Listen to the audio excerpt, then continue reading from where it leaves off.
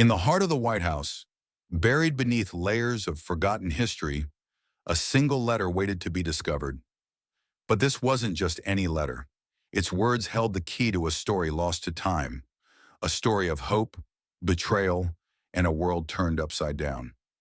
Barron Trump, now far from the spotlight of his family's legacy, had returned to the place where his father had once made history. He was here on a personal quest to understand the impact of the past and perhaps find answers to questions he had never dared to ask. Barron sifted through dusty old files, each one containing a moment from a past long forgotten by the world. His fingers, careful and deliberate, stopped when they brushed against an old envelope, its surface yellowed with age. Something about it felt different. As he carefully unfolded the letter, he read the first few lines aloud. To the President of the United States. A plea for help, a promise broken. Barron paused. He stared at the words, feeling a strange unease settle over him. This wasn't just a political plea, it was personal. He scanned the rest of the letter, learning of a woman named Sarah who had once written to the president asking for assistance during a time of family crisis. Yet the letter had never been answered. Barron closed his eyes for a moment. The weight of those forgotten words pressed upon him. How many others had been lost to time? How many stories had gone unheard?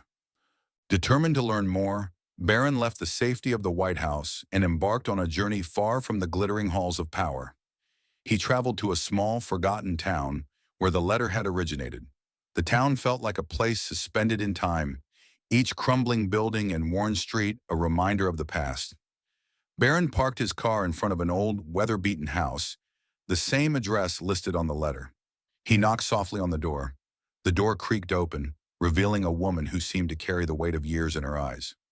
Her name was Sarah, and she had lived here alone for decades. "I'm Barron Trump," he introduced himself. "I found your letter. The one you sent to the president." Sarah's gaze softened, a mixture of surprise and old pain in her eyes. She invited Barron inside, and they sat down to talk.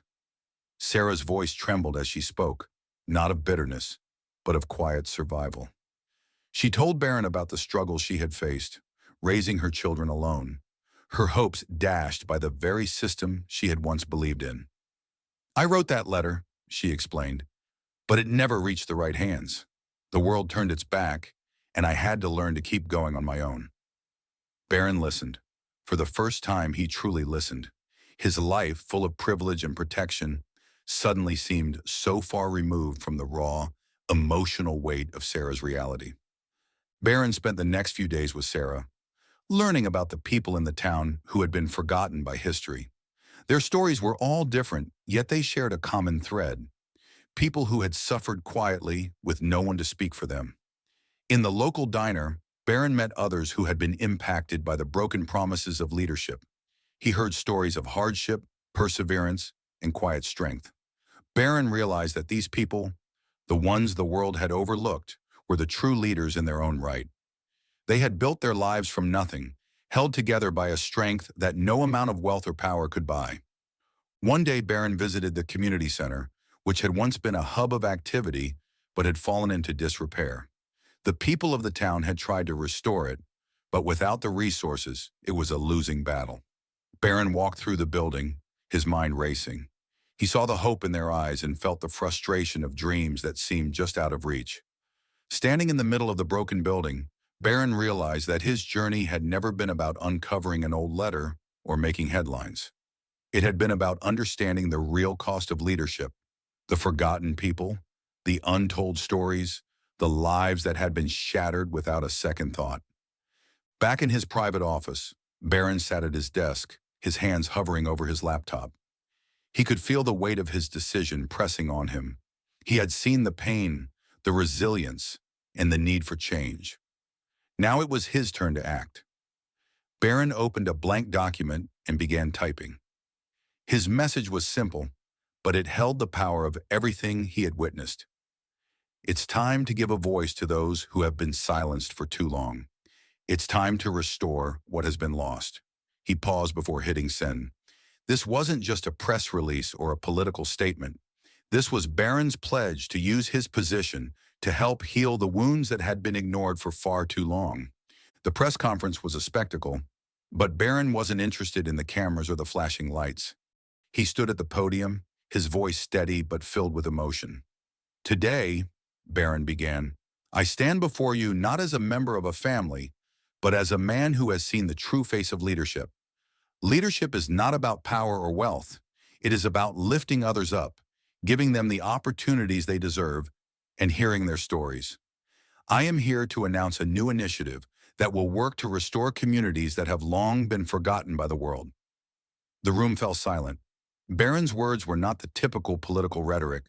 They were a call to action, a reminder that the true measure of leadership is not what you have, but what you give. Weeks later, Barron visited the town again. This time, the streets were alive with activity. The community center had been restored, and the people who had once lived in the shadows now had a place to gather, learn, and rebuild.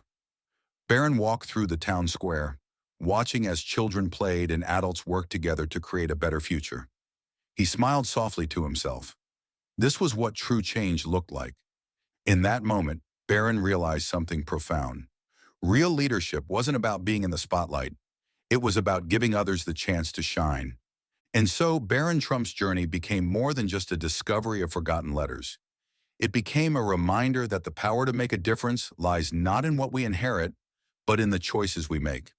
By listening to those who had been ignored and forgotten, Barron found a path forward, a path of empathy, understanding, and ultimately change. Sometimes a single moment of courage or compassion can ignite a ripple of change.